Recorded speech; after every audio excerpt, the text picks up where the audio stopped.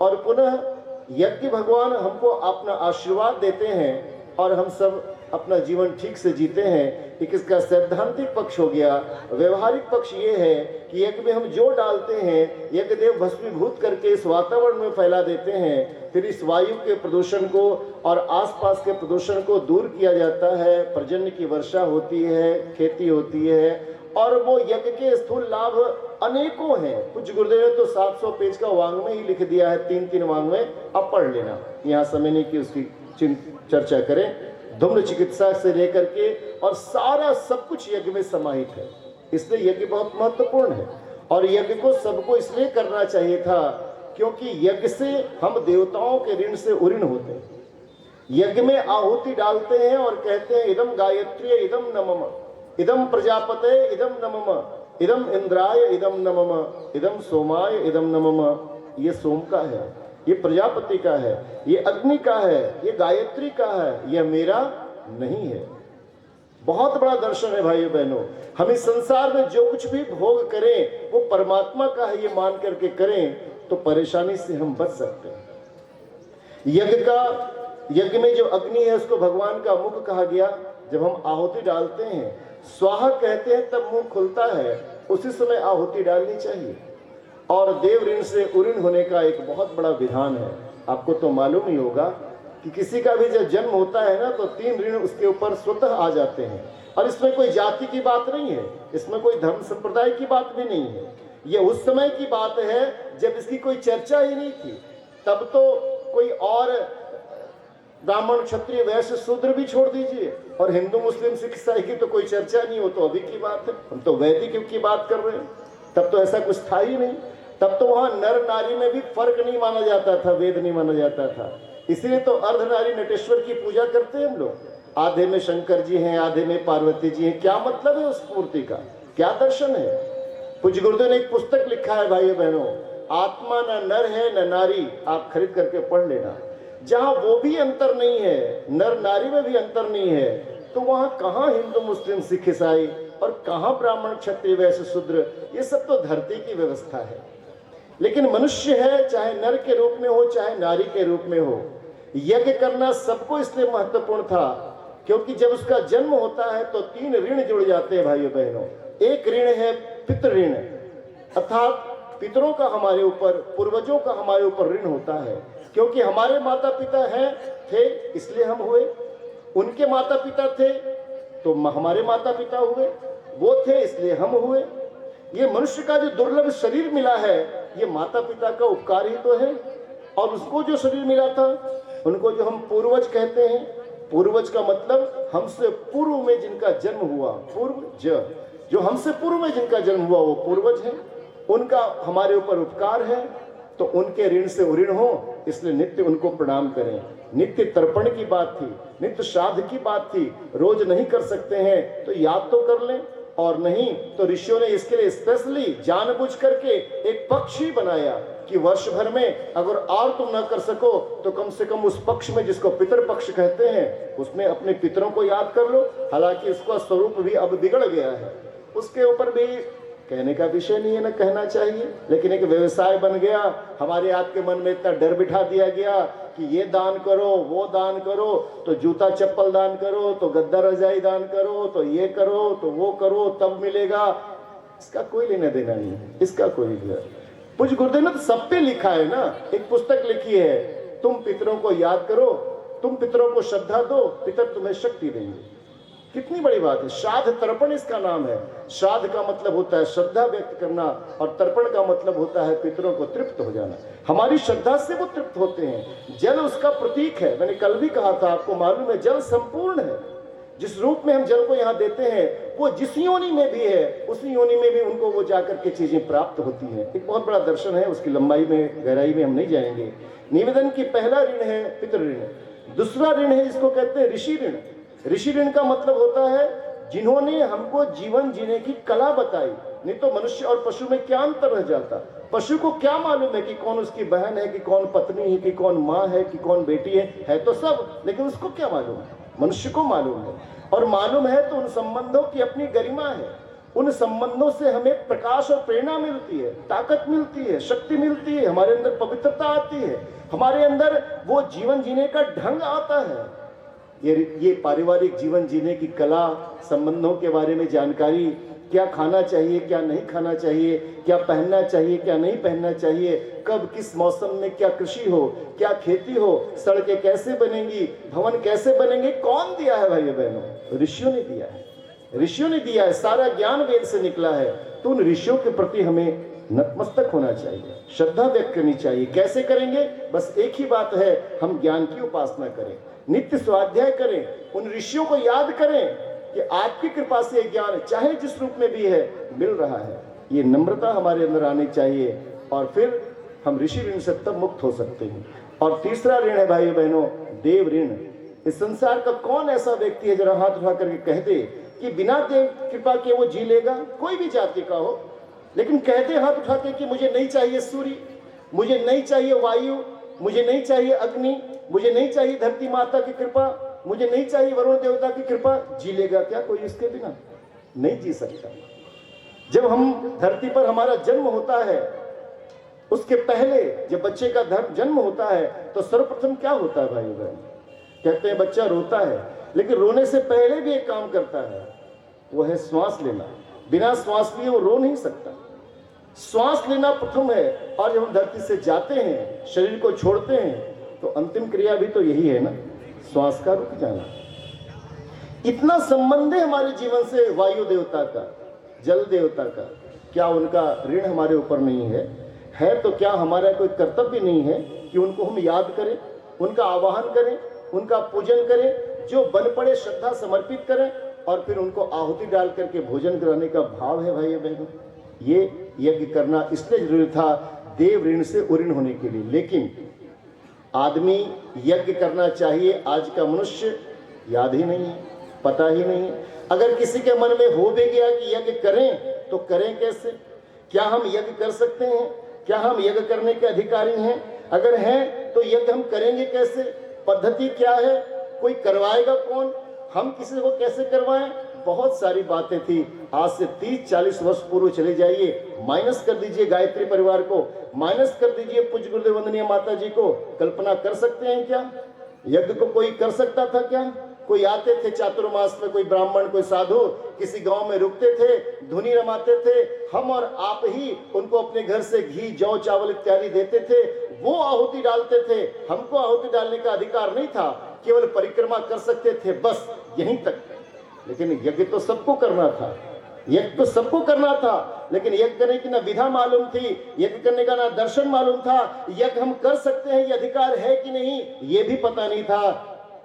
बार बार बारंबार प्रणाम करिए पूज्य गुरुदेव वंदनीय माता जी को, जिन्होंने कृपा करके यज्ञ को सार्वजनिक कर दिया। भाइयों बहनों, सबको दे दिया, ये बता दिया सबको यज्ञ करना, पद्धति दे दी, सुलभ कर दी, प्रशिक्षण दे दिया, और घर घर में, गांव गांव में, गली गली में ऐसे पुरोहित खड़े कर दिए। भाई तो भाई, बहनें भी आज घर घर यज्ञ करा रही है और सफल हो रहा है। भाई किसके ऊपर? कौन की शक्ति? कौन है वो तत्व? कौन है वो शक्ति? मैं तो बार बार कहता हूं, आने वाला समय याद करेगा। एक तपस्वी, एक अवतारी सत्ता धरती पर आई, जिन्होंने गायत्री और यज्ञ को, जिस पर बैन किया हुआ था, बंधन लगा हुआ था, अपने ज्ञान से, तप से स्पष्ट कर दिया कि गायत्री सबकी है और यज्ञ सबका है, यज्ञ किए बिना हमारा कल्याण नहीं हो सकता और यज्ञ कर लो। लेकिन हम मनुष्य हैं, हमारा एक स्वभाव है कि कोई चीज सहज मिल जाए, कोई चीज फोकट में मिल जाए, निःशुल्क मिल जाए, तो शायद हम उसकी कीमत नहीं पहचानते, उसकी वैल्यू हमारे जीवन में नहीं रह जाती। वायु की कितनी वैल्यू हमारे जीवन में है, पता चला था अभी पिछले साल, पिछले दिनों जब कोरोना हुआ था। ऑक्सीजन क्या होता है सुन के लोगों की रूह कांप गई थी। जिसको नहीं था कोरोना, वो भी कहीं ना कहीं सिलेंडर ला रहा था, और जितना पैसा चाह रहा था दे रहा था। एक सिलेंडर जो 8 घंटा चलता है भाइयों बहनों, एक रोगी के लिए 24 घंटे में 3 सिलेंडर चाहिए। एक सिलेंडर की कीमत 800 रुपया एवरेज है, लेकिन उसमें तो 8,000, कहीं कहीं तो 80,000 भी ले रहे थे भाई। 2400 रुपये 24 घंटे के सिलेंडर का नाम होता है। 100 रुपये प्रति घंटा हमारा ये जो श्वास हम आप ले रहे हैं, इसकी कीमत है आज के समय में, एवरेज मान लीजिए 100 रुपये। हम कितना कर रहे हैं उस वायु की संरक्षण का काम, कितना वैल्यू समझ रहे हैं? अरे वैल्यू तो छोड़िए, उसको गंदा करने में भी क्या कम रह रहे हैं हम पीछे। क्या सोचा है कि नदियां गंदी हो रही है, उसको पवित्र करने के लिए कुछ काम हम कर रहे हैं? कई जगह लाचारी है, कई जगह कुछ चीजें ऐसी हैं जो केमिकल जा रहे हैं उसमें, लेकिन हम उसको साफ तो कर सकते हैं। हम तो वृक्षों का आरोपण कर सकते हैं, हम आगे बढ़ करके नालियों की सफाई तो कर सकते हैं, गंदगी की सफाई तो कर सकते हैं। अरे इतना ना करो तो कम से कम नदियों को गंदा तो मत करो, गंदा तो मत करो। मूर्ति विसर्जन के नाम पे, इसके नाम पे, उसके नाम पे, न जाने क्या क्या। कहाँ हम जा रहे हैं, कहाँ हमको जाना चाहिए। अगर उन देवता, कितनी महान हमारी संस्कृति थी भाइयों बहनों।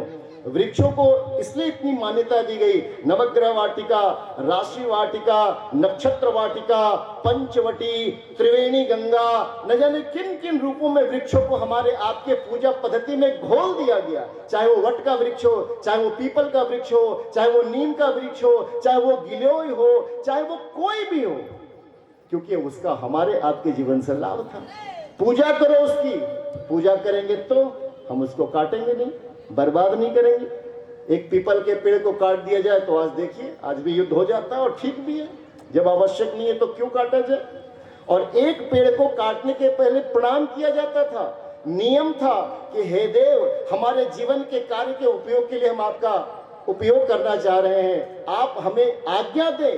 प्रणाम किया जाता था, तब पेड़ के एक डाल को काटा जाता था, तब कोई आवश्यकता के लिए उनसे मांगा जाता था और देते थे वृक्ष। दधीति ऋषि ने तो दे दिया था अपना शरीर, मांगने पर ऋषि ने दिया था ना। वो यज्ञ में जीवन जी रहे हैं। हड्डियां दे दी, वज्र बनाना है, मांगने गए देवता, दे दिया उन्होंने। चाट गई थी पूरे आकर के चींटियां उनके शरीर को, और वो हड्डियां दे दिया।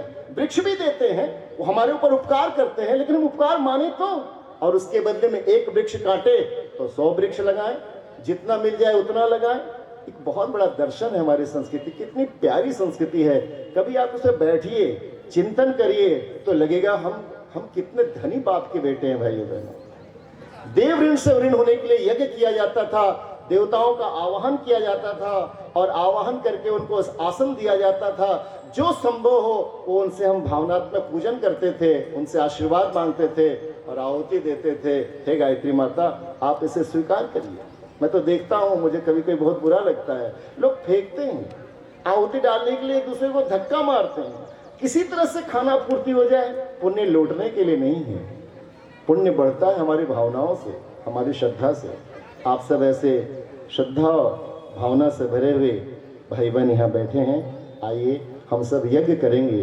यज्ञ कर्मकांड में अपने भाव को संजोएंगे और एक ऐसा भाव बनाएं। एक ऐसा मौका मिला है, यज्ञ करें आज भी। और आप अपने घर में भाइयों बहनों, बहुत खर्चा नहीं होता है, आप करिए अपने घर में। साप्ताहिक करिए, रविवार गुरुवार को करिए, पूर्णिमा अमावस्या को करिए, एकादशी को करिए, महत्वपूर्ण तिथियों पर करिए। वैसे सारे तिथि और सारे दिन महत्वपूर्ण है, लेकिन एक बहाना है महत्वपूर्ण का, तो कभी भी आप करिए। आसपास के प्रज्ञा पीठ है, गायत्री शक्ति पीठ है, वहाँ जाइए, जरूर करिए यज्ञ भाइयों बहन। अपने देव ऋण से ऋण होने के लिए यज्ञ परंपरा को चलाइए, हमारे गायत्री परिवार के लोगों को बुलाइए और एक संक्षिप्त सरल हवन विधि खरीदिए। 2-2.5 रुपये की है। आप पढ़े लिखे लोग हैं, 1 या 2 या 3 दिन लगेगा, सीख जाएंगे। और अब तो हर चीज़ क्या कहते हैं, वो डिजिटल पुरोहित भी उपलब्ध है। वो कर्मकांड यूट्यूब खोलिए और यज्ञ कर लीजिए। आप करिए तो देखिए जीवन में क्या आनंद आता है। जिस आनंद के लिए हम आप छटपटाते हैं ना, तड़पते हैं ना, वो आनंद मिलता है भाई। आप बैठिए, कुछ नहीं चाहिए, नथिंग, कुछ नहीं चाहिए, लेकिन आनंद हमारे पास रहता है। आज वो आनंद कहीं और गिरवी हो गया है। आप गिरवी मत रखिए आनंद को, पूर्ण आनंद रखिए, लेकिन तब होगा जब यज्ञ के दर्शन को, भाव को समझेंगे। आप ऐसे ही बहुत श्रेष्ठ माताएं बहनें भाई हैं, आइए यज्ञ कर्मकांड प्रारंभ करें। सबसे निवेदन है, प्रार्थना है, सावधान होकर के बैठ जाएं, कमर सीधी कर लें, दोनों हाथ गोद में रखें उगते हुए सूर्य का ध्यान करें। सूर्य की स्वर्णिम रश्मियों का ध्यान करते हुए, अपने इष्ट का ध्यान करते हुए गायत्री महामंत्र हमारे साथ साथ एक बार एक स्वर में सद्बुद्धि की कामना से बोलने की कृपा करेंगे।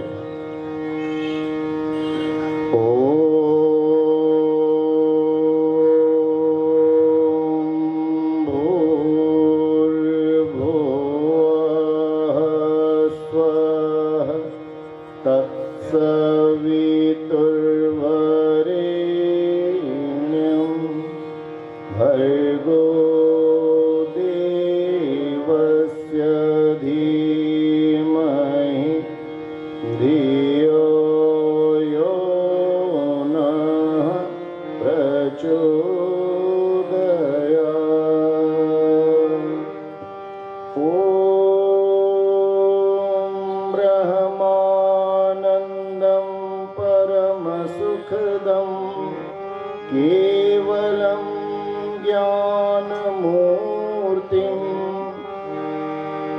द्वन्द्वातीतं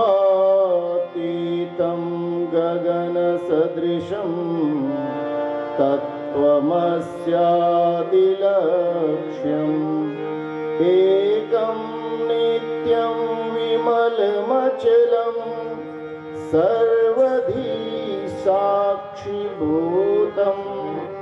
भावातीतं त्रिगुणरहितं सद्गुरुं तं नमामि। अखण्डानन्दबोधाय शिष्यसन्तापहारिणे सच्चिदानन्दरूपाय तस्मै श्रीगुरवे नमः। लक्ष्मीर्मेधाधरा पुष्टिः गौरी तुष्टिः प्रभाधृतिः एताभिः पाहि तनुभिः अष्टाभिर्मां सरस्वती। सरस्वत्यै नमो नित्यं भद्रकाल्यै नमो नमः। वेद वेदान्त वेदांग विद्यास्थानेभ्य एव च मातस्त्वदीय पदपङ्कजभक्तियुक्ता ये त्वां भजन्ति निखिलान् परान् विहाय। ते निर्जरत्वमिह यान्ति कलेवरेण भुवन्निवायुगगनाम्बुविनिर्मितेन। व्यासाय विष्णुरूपाय व्यासरूपाय विष्णवे नमो वै ब्रह्मनिधये वासिष्ठाय नमो नमः। नमोऽस्तु ते व्यासविशालबुद्धे फुल्लारविन्दा यतपत्रनेत्र। येन त्वया भारततैलपूर्णः प्रज्वालितो ज्ञानमयः प्रदीपः। प्रज्वालितो ज्ञानमयः प्रदीपः। साधनादि पवित्रीकरणम्। साधनों को पवित्र करने का भाव है। साधन मतलब जिनके माध्यम से हम यज्ञ करने जा रहे हैं, चाहे वो कुंड हो, काष्ठपात्र हो, पंचपात्र हो, पूजन सामग्री हो, ये सब साधन है जिसके माध्यम से हम सब यज्ञ करने जा रहे हैं। यज्ञ पवित्र कार्य है और पवित्र कार्य में पवित्र साधनों का ही उपयोग होता है।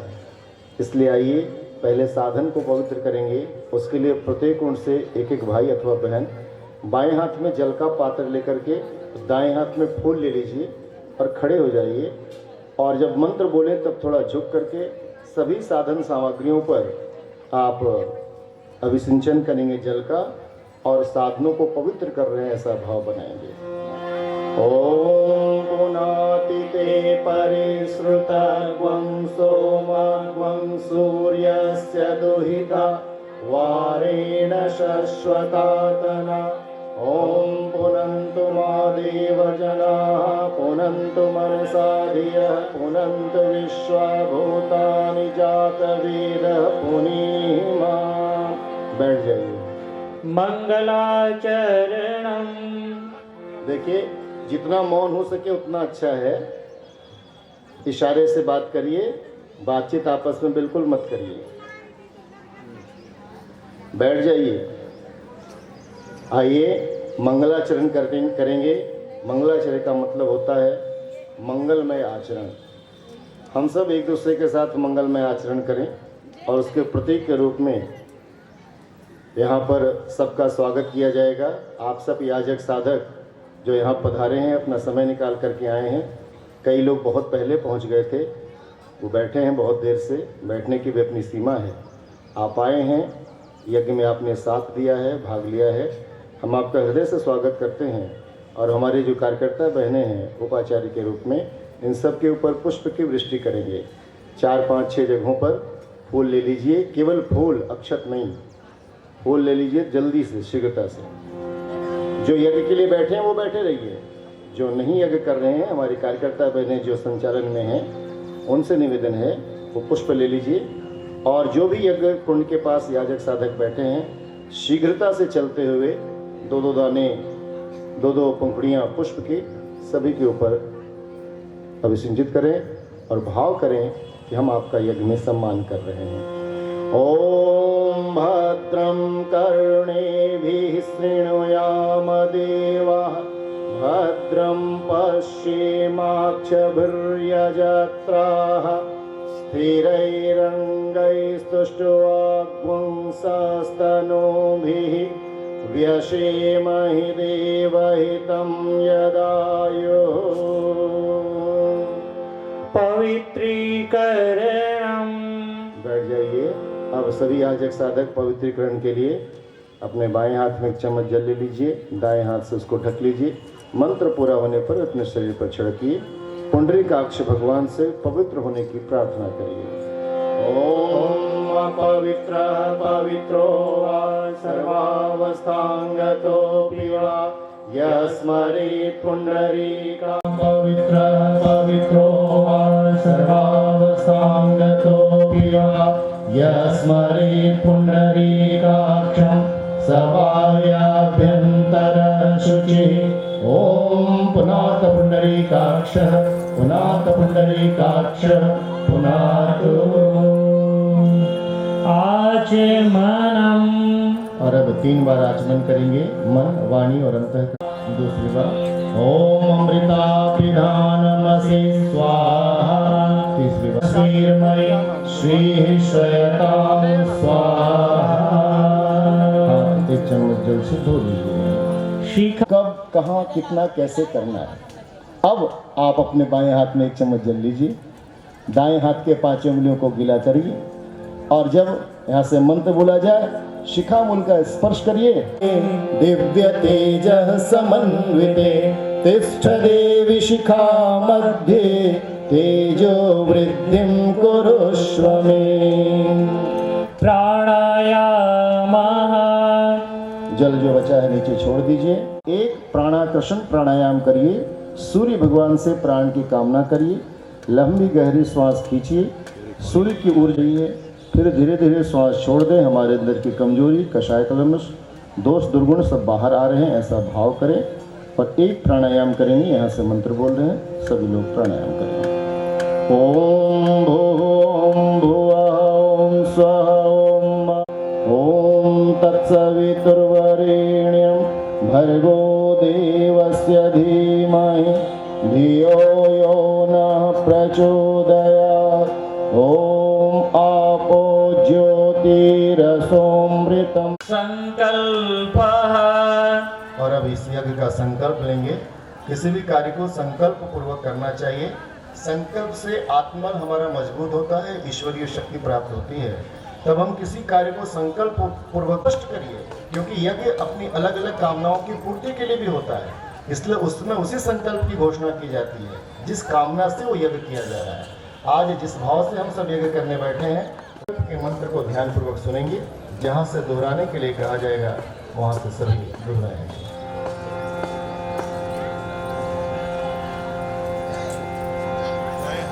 सावधान हो जाए, संकल्प सुने फिर बोलेंगे।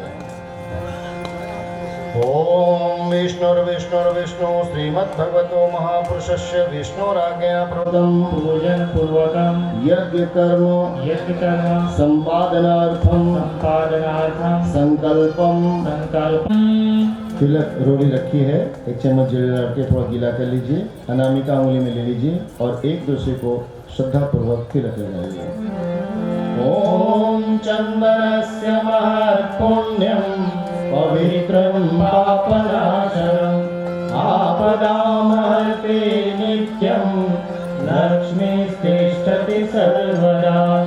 ओम गन्धद्वारां दुराधर्षां नित्यपुष्टान्तरीश्वरीं ईश्वरीं सर्वभूतानां कामभूपवये श्रियम् रत्नत्वां परिवर्णामि रक्षे माचल।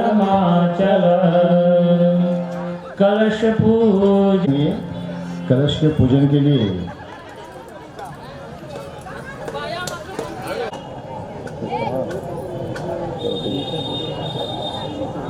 श्रीमती रीता गुप्ता जी यहाँ हो, अपने पति के साथ देव मंच के पास पहुंच जाएं, वहां देव कलश का पूजन होगा। तत्त्वायामि ब्रह्मणा वन्दमानः तदा शास्ते यजमानो हविर्भिः अहेडमानो वरुणेह बोध्यऋषग्वं समान आयुः प्रमाजस्य बृहस्पतिर्यज्ञमिमं तनोत्वरिष्ठं यज्ञं समिमं दधातु विश्वे देवासह्यमादयन्तामो प्रतिष्ठ। ॐ दाक्षतं पुष्पाणि धूपं दीपं नैवेद्यं समर्पयामि। ॐ कलशस्थ देवताभ्यो नमः। दोनों हाथ जोड़े कलश देव की वंदना करेंगे।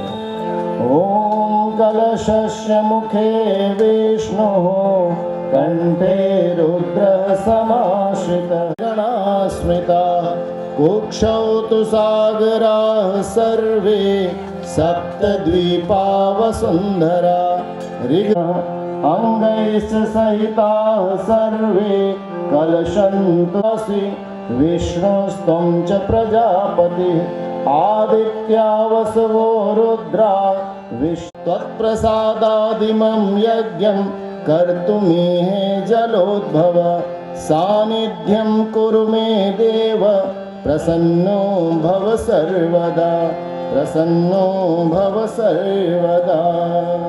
निर्वर्चो ज्योतिर्वर्चः स्वाहा सूर्यो वर्चो ज्योतिर्वर्चः स्वाहा ज्योतिः सूर्यो ज्योतिः स्वाहा। ओम ज्योति पुरुषाय नमः।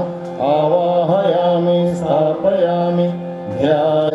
गुरु पूजन किया जाता है।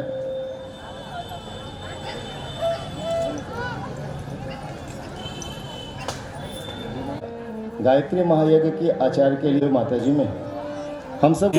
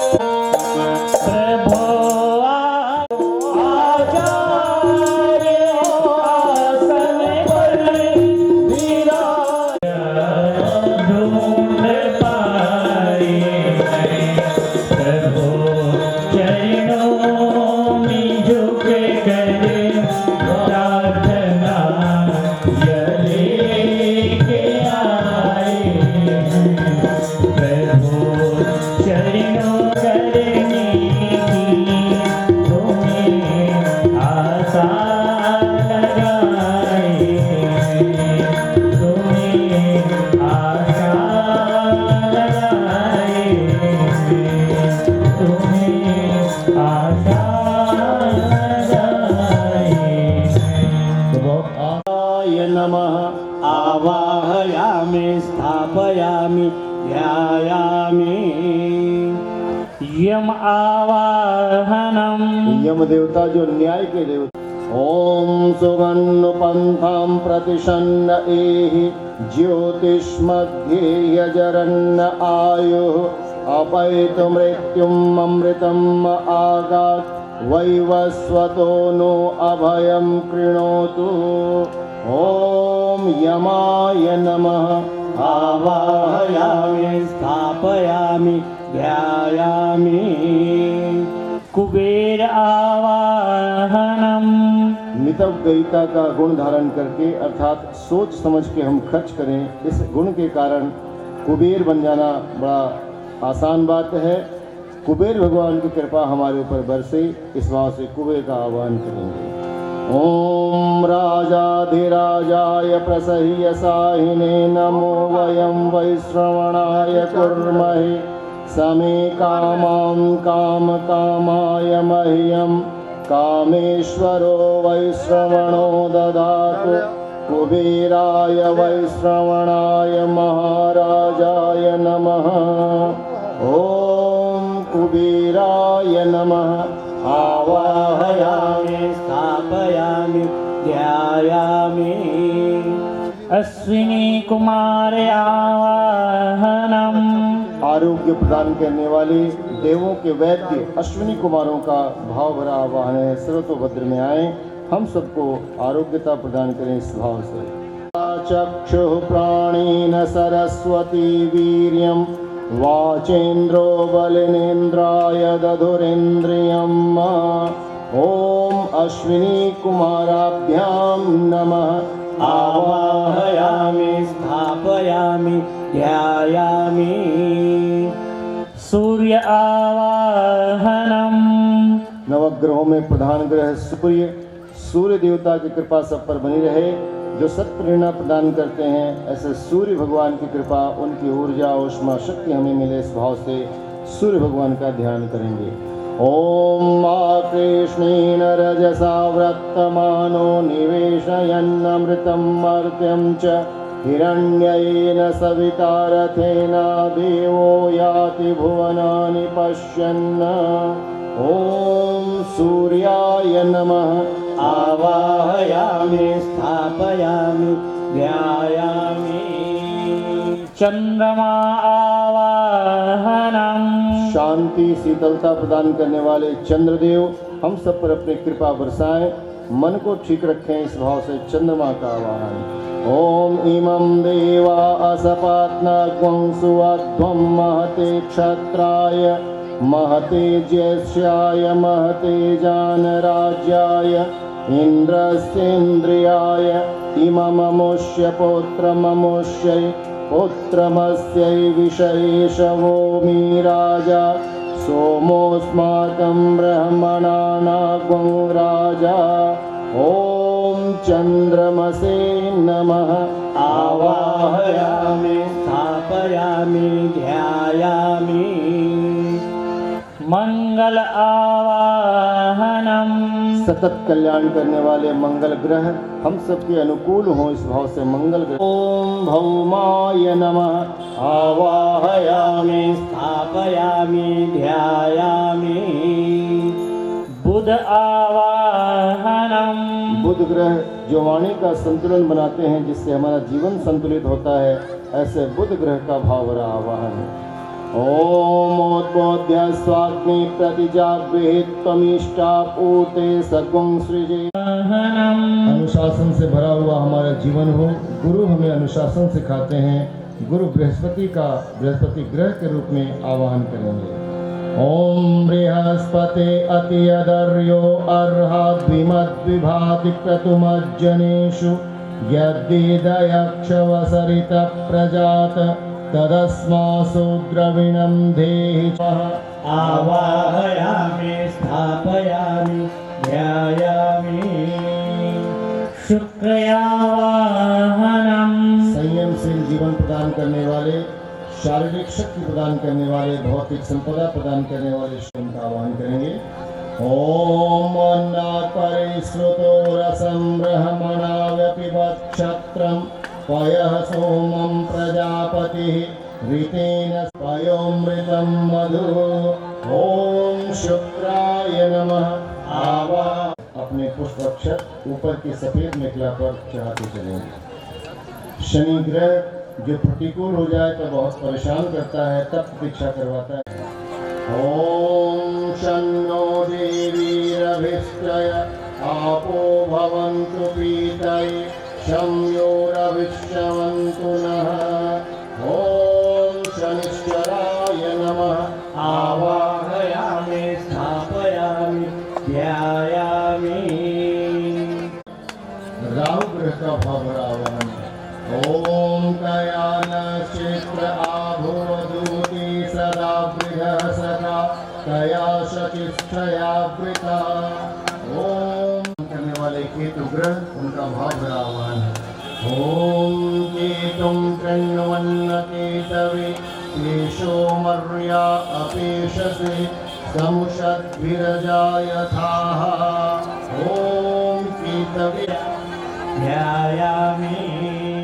नदियों में सर्वश्रेष्ठ माँ गंगा का हम सबके ऊपर वो पवित्रता बरसाते रहें, उनका भाव भरा हुआ है। ओम पंचनद्यः सरस्वतीमपि स्वधायेभ्यः स्वधा नमः। पितामहेभ्यः स्वधायेभ्यः स्वधा नमः। प्रपिता पूषासि घर्माय दिश्व। ओम इंद्राण्यै नमः। आवाहयामि स्थापयामि। ओम याति रुद्र शिवा तनुर्गुण्वा शन्तमया गिरिशन्ताभिचातामि स्थापयामि ध्यायामि। माँ ब्रह्माण्यावा ब्रह्माणी का आवाहन करेंगे। ओम इंद्रायाहि दियेशितो विप्रजूतः सुतावतः उपब्रह्माणि वाग। गर्भ देवता जिस प्रकार धैर्य धारण करके धरती को धारण किए हुए हैं, वैसे ही हम सब आवाहयामि स्थापयामि ध्यायामि। सर्वदेव नमस्कारः। अब अपने स्थान पर बैठ जाएंगे दंपति, और सभी लोग वहाँ बैठ सकते हैं कुंड के पास।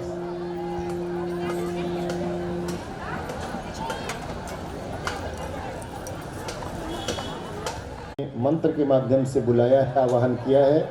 देव शक्तियाँ मंत्र से बंधी होती हैं, निश्चित रूप से वो आती हैं। आइए उन आवाहित देव शक्तियों को दोनों हाथ जोड़ेंगे और बारी बारी से प्रणाम करेंगे। उससे पहले एक क्रम है, ध्यान देंगे। दिमाग मूर्ति पूजन है, जहाँ जहाँ मूर्तियाँ लगी हैं वहाँ। तो प्रथम महाकाल का पूजन श्री सुमन जी और पूनम देवी।